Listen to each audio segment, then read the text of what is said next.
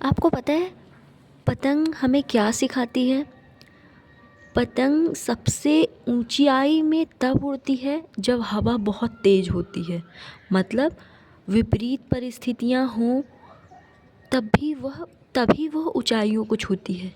यह हमें जीवन में सिखाती है कि हमें कितनी भी कठिन परिस्थितियों का सामना करना पड़े, कितने भी जीवन में हार आए, हमेशा हमें कोशिश करनी चाहिए, क्योंकि हर सफल व्यक्ति को आपने सुना होगा, उसके पहले उसने कड़ी मेहनत और काफ़ी असफलताएं देखी हैं। जी हाँ, happy Makar Sankranti to all of you, जिसे हम यूपी और बिहार वाले खिचड़ी के नाम से जानते हैं, हम पंजाब वाले लोहड़ी के नाम से जानते हैं, असम वाले भुगाली बिहू के नाम से जानते हैं, तमिलनाडु के लोग इसे पोंगल के नाम से जानते हैं और गुजरात के लोग इसे उत्तरायण के नाम से जानते हैं। इस दिन क्या होता है, जो हमारा ये अर्थ है, सन जो है वो दक्षिणायन में होते हैं और वो धीरे धीरे उत्तरायण की तरफ आते हैं, इसलिए हम मकर संक्रांति मनाते हैं। हमें भी पता है कि पृथ्वी हमारा स्थिर नहीं है, वरना जो सूर्य की रोशनी है वो हमेशा बीच वाले एरिया में काफ़ी प्रकाश देती, काफ़ी तापमान देती, और नॉर्थ और साउथ जो है पोल जो है हमारा हमेशा ठंडा होता। हमारा जो पृथ्वी है 23.5 डिग्री पे टिल्ट है, मतलब थोड़ी टेढ़ी झुकी हुई है। तो जो सूर्य का तापमान है या प्रकाश है वो लगभग हर एरिया में मिलता है। हाँ, एकदम नॉर्थ पोल और साउथ पोल में थोड़ा कम प्राप्त होता है, बट बाकी एरिया जो है वो प्रकाशमान, आधा इधर और आधा इधर। तो इस तरीके से जो हमारा सूर्य है वो दक्षिणायन से उत्तरायण की ओर आता है, इसलिए हम मकर संक्रांति मनाते हैं। पतंग ने हमें सीख दी, हर विपरीत परिस्थिति में भी हमें ऊंचाई की तरफ उड़ने का ही प्रयास करना चाहिए। ठीक है। दूसरी सीख हमें क्या देती है, कभी भी दूसरों के गलत मत सोचिए। जब भी एक पतंग दूसरे पतंग को काटने की कोशिश करती है, कई बार वो पतंग खुद कट जाती है। तो दूसरों का गलत ना सोचते हुए अपने सही के लिए सोचें और सही दिशा में प्रयास करें। तो happy Makar Sankranti to all of you. I wish आप यूपीएससी का फॉर्म फिल कर रहे होंगे, एमपीपीएससी के भी फॉर्म्स आ गए हैं, वो भी फिल कर रहे होंगे और इसमें सफलता मिले, यही मेरी विशेज़ है। तो ज़्यादा आज मैं टाइम नहीं लूँगी, क्योंकि सभी लोग सेलिब्रेट कर रहे होंगे। तो आज एक ही क्वेश्चन जीएस पेपर 2 का फर्स्ट क्वेश्चन है यूपीएससी 2025 का, जिसे हम सॉल्व कर लेते हैं। क्वेश्चन काफ़ी लंबा है, देख के तो ऐसा ही लगेगा। क्वेश्चन को सबसे पहले देख के शॉक्ड ना हो या परेशान ना हो कि बहुत लंबा है, हम नहीं कर पाएंगे। सबसे पहले क्वेश्चन को पढ़ने का प्रयास करें कि वह क्या बोलना चाहता है या क्या जानना चाहता है। जन प्रतिनिधित्व अधिनियम 1951 के उद्देश्य से भ्रष्ट आचरण की विवेचना कीजिए। विश्लेषण कीजिए कि क्या विधायकों एवं उनके सहयोगियों के आय के ज्ञात स्रोतों के विपरीत अनुपात में वृद्धि असम्यक असर सृजित करता है और परिणामतः भ्रष्ट आचरण है।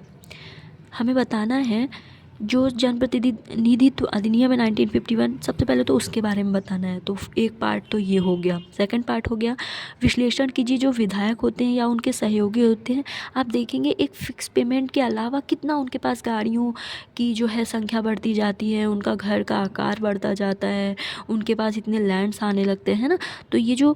तो क्या आपको लगता है कि जितने स्रोत हैं उसके अलावा कोई सोर्स होगा तभी इस तरीके से बढ़ रहे हैं?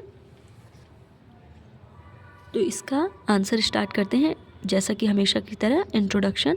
जनतंत्र की आत्मा स्वतंत्र, निष्पक्ष एवं पारदर्शी चुनाव में निहित है।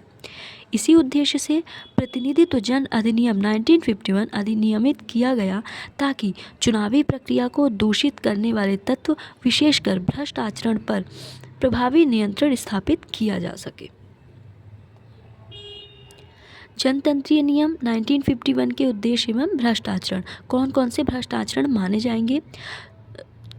माने जाते हैं जिसकी वजह से जो है प्रभाव पड़ता है? तो उद्देश्य क्या है जनतंत्रीय नियम के?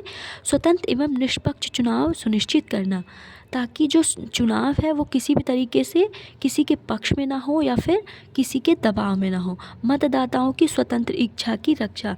एक जनप्रतिनिधित्व या लोकतांत्रिक देश का मतलब ही होता है लोगों का अधिकार, लोगों का शासन। और लोगों का शासन कैसा हो? जिज्ञासुपूर्ण हो, जागरूक हो, है ना, कि उन्हें उन 5 सालों में ऐसी कौन सी विकास है जो कोई एक प्रतिनिधि कर सकता है और कोई दूसरा जो है वो भ्रष्ट है वो नहीं कर सकता। धन, बल एवं पद का दुरुपयोग।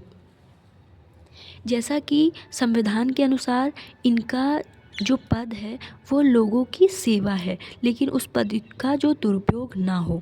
चुनावी नैतिकता एवं जवाबदेही बढ़ावा। लोग जो जनप्रतिनिधि हैं वो अपने विकास के आधार पर लोगों का जो है वोट पाएँ, ना कि दबाव एवं पैसे देकर। तो भ्रष्ट आचरण में क्या क्या शामिल है? रिश्वत लेना या देना, असम्यक प्रभाव मतलब बिना समय के प्रभाव पड़ना, धर्म, जाति, भाषा आधार पर अपील किया जाना, किसी एक धर्म के, जाति के, भाषा के पक्ष में जैसे कि वोट बैंक चलती है वो ना हो, चुनावी व्यय सीमा का उल्लंघन ना हो, सरकारी मशीनरी ऐसा ना हो कि जो इतना ज़्यादा पैसा वो जो है वो भ्रष्ट आचरण करने के लिए किया जाए, सरकारी मशीनरी का दुरुपयोग ना किया जाए।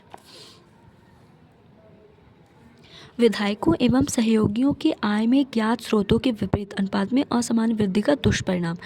लेकिन इतने नैतिक बातों के बावजूद हम देखते हैं कि किस तरीके से उनकी आय में वृद्धि होती है, उसका दुष्परिणाम क्या होता है। मतदाताओं की स्वतंत्रता प्रभावित होती है, चुनाव प्रचार में असमान प्रतिस्पर्धा उत्पन्न होती है, कमज़ोर प्रत्याशियों एवं आम मतदाता पर दबाव बढ़ता है, प्रशासनिक तंत्र को प्रभावित करने की क्षमता बढ़ती है।